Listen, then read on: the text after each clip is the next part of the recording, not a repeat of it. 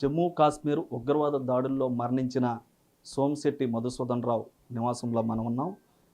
ప్రస్తుతం మనతో పాటు వారి కుటుంబ సభ్యులు కూడా ఉన్నారు. అయితే ఈ టైంలో వారిని పలకరించడం కూడా కరెక్ట్ కాదు. కాకుంటే అక్కడ జరిగినటువంటి సన్నివేశం అంతా కూడా వారికి తెలుసు కాబట్టి ఈ విషయాన్ని ప్రపంచానికి తెలియచేయాలి కాబట్టి వారితో మాట్లాడేటువంటి ప్రయత్నం చేస్తున్నాం. మేడం, సారీ, ఏమనుకోబాకండి. ఈ టైంలో మిమ్మల్ని అడగడం కరెక్ట్ కాదు. కాకుంటే అసలు విషయం ఏం జరిగింది, అక్కడ ఎలాంటి సిచ్యువేషన్ ఉండింది, మీరు ఏ టైంలో అక్కడ ఉన్నారు, అసలు విషయం ఏంటి? మేము కిడ్స్కి ఎగ్జామ్స్ అయిపోయిన తర్వాత వెకేషన్కి అని చెప్పి వెళ్ళామండి, ఒక 5 days ట్రిప్కి. సో మేము ఫస్ట్ డే శ్రీనగర్లో ఉండి సెకండ్ డే పెహల్గామ్కి వెళ్ళాము. పోనీ రైడ్స్తో పైకి వెళ్ళాము. వెళ్ళి దాన్ని మినీ స్విట్జర్లాండ్ అంటారు. అక్కడికి వెళ్ళాము, లంచ్ చేసినాము. జస్ట్ లంచ్ చేసి నేను మా హస్బెండ్ జస్ట్ అలా బయట వచ్చినాము వ్యూ చూద్దామనేసి. వెంటనే బ్లాస్ట్లు వినిపించాయి. మేము పరిగెత్తే లోపలే ఇట్లా అంటే నేను చూస్తుండగానే కాల్ చేస్తూ ఉన్నారు పక్కన వాళ్ళని. వాళ్ళని చూసి నా పక్కన వాళ్ళు ఇట్లా నీల్ డౌన్ అయ్యారు, పడుకున్నారు. అంటే పరిగెత్తితే కాల్ చేస్తారేమోనని చెప్పి మేము పడుకున్నాము ఇద్దరం చేతులు పట్టుకొని. మా పిల్లలు వేరే దగ్గర ఉన్నారు. నేను ఎక్కడ మా పిల్లల కోసం పరిగెత్తి వెళ్ళిపోతాననేసి మా హస్బెండ్ నా చేయి పట్టుకొని పిల్లలు ఎక్కడికి పోరు, ఉంటారు అంటే మేము ఎక్కడ కాల్ చేస్తారన్న భయంతో ఉన్నాము. ఈవెన్ మేము అలా పడుకో ఉంటే కూడా వాళ్ళు వచ్చి మమ్మల్ని అంటే మేము తలెత్తలేదు, గమ్మని పడుకొనే ఉన్నాము. వాళ్ళు వచ్చి మమ్మల్ని హిందూనా ముస్లిమా అని అడిగారు. అడిగి మేమేం ఆన్సర్ చేయలేదు.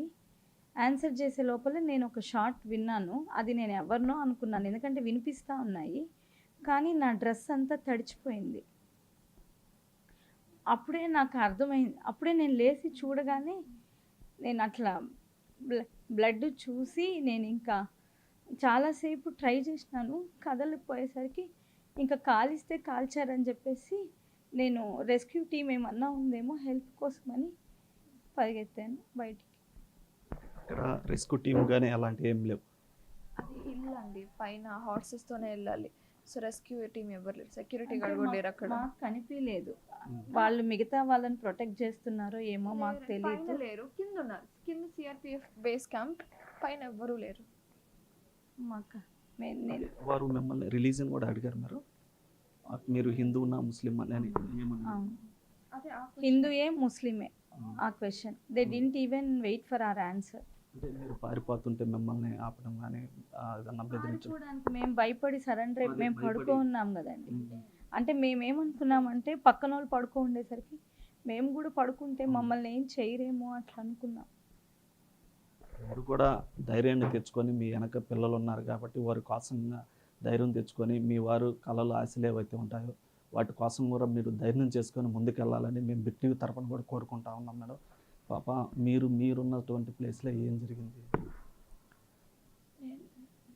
మీరు అక్కడ ఆ టైంలో ఎక్కడున్నారు, ఆ సిచ్యువేషన్ ఎలా జరిగింది? నేను మా ఫ్యామిలీ ఫ్రెండ్స్ వెళ్ళాం కదండి. సో మేము ఆ హోటల్, నేను యాక్చువల్లీ వీళ్ళతోనే దగ్గరలో లేరు, నేను వీళ్ళతోనే ఉన్నాను. బట్ అప్పుడే వెళ్ళాను. సో వెళ్ళి ఆ షార్ట్స్ వినిపించేసరికి అందరు పరిగెత్తాము. నాతో ఎవరున్నారు కూడా తెలియదు. పరిగెత్తాము. ఆ హోటల్లో ఫ్యామిలీ ఫ్రెండ్స్ ఉండేసరికి మేము టేబుల్ కింద దాంకున్నాము. అప్పుడు వచ్చి తిట్టారు, ఇట్లా దాంకోకూడదు, బయటికి వెళ్ళండి, వెళ్ళిపోండి, వాళ్ళు వస్తారు అనేసరికి మేము ఇంకా పరిగెత్తాము. బయటికి వెళ్ళాము, అందరూ వెళ్ళిపోయారు. కానీ నేను, మై బ్రదర్ అండ్ మా అంకుల్ రండి అని పుల్ చేస్తున్నా కానీ మేము రావట్లేదు, ఎందుకంటే వీళ్ళిద్దరు రాలేదు కాబట్టి. సో మేము అక్కడే ఉన్నాము. విత్ ఇన్ 2 minutes అంతే ఆ గేట్ బయటే ఉన్నాము. మేము వీళ్ళు పుల్ చేస్తే రావట్లేదు. ఓన్లీ తిని ఒక్కటే వచ్చింది, మా నాన్న రాలేదు. అదే నేను స్వెటర్ కలర్ చూసి చెప్పాను, అద్దో అమ్మ వచ్చింది అని చూస్తే తిని ఒక్కటే వచ్చింది, మా నాన్న రాలేదు. మీరు మీ తమ్ముడు ఎక్కడెక్కడైనా దూరంగా ఉండడం జరిగింది? ఆ గేట్ బయటే ఉన్నామండి మేము. కొంచెం 10 feet డిస్టెన్స్ అంతే, అక్కడే ఉన్నాం. అప్పుడు కాల్పుల్ సౌండ్ అక్కడేం సౌండ్, ఇంకా అదే మాదే లాస్ట్ అనుకుంటా, ఇంకా దాని తర్వాత రాలేదు. మేడం, మీకు ముందు కాల్పులు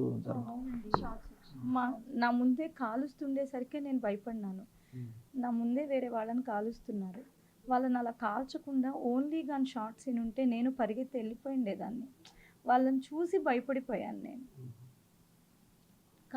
కాలుస్తున్నప్పుడు చూసే భయపడిపోయాను. చివరిగా మీ మధుసూదన్ రావు మీతో ఏదన్నా ఆ టైంలో మీకు ధైర్యం మేము చేతులు పట్టుకుని నాకు కేవలం పిల్లలు బాగుంటారు అంటే నేను ఎక్కడ పిల్లల కోసం పరిగెడతాడని, Dattu will be fine, Medhu will be fine, దేవుడు కాపాడుతాడు, నువ్వు ఎక్కడికి వెళ్ళొద్దని నా చెయ్యి పట్టుకుంటూనే ఉన్నాడు. మా పిల్లల కోసం.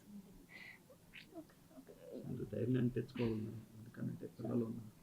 అయితే ఇటు ఏదైతే ఈ యొక్క ఘటన కూడా ఎవరు కూడా తీర్చలేనటువంటి బాధని చూశారు కదా. ఇప్పటిదాకా అక్కడ జరిగినటువంటి ఉగ్రవాద దాడులు ఏవైతే ఉన్నాయో అక్కడ మధుసూదన్ రావు పడుకొని ధైర్యం చెప్పేటువంటి పరిస్థితి వచ్చిందని, అదేవిధంగా ఇటువంటి దురస్కరమైన వాతావరణం, అది విహారయాత్రకి వెళ్ళడం, ఆ యొక్క విషాదఛాయలు అనుకోవడం కూడా చాలా బాధాకరమైనటువంటి విషయం. కెమెరామ్యాన్ మనోజ్తో సురేంద్ర, బిగ్ టీవీ, కావలి నుంచి.